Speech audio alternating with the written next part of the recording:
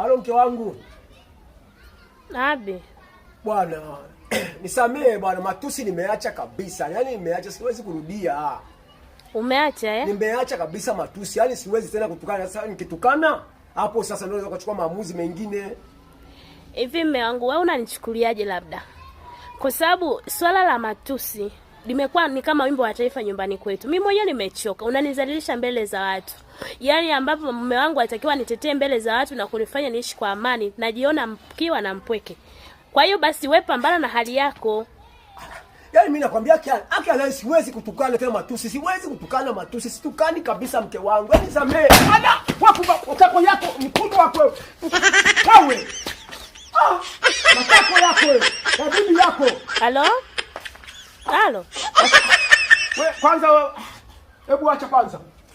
Nini tena?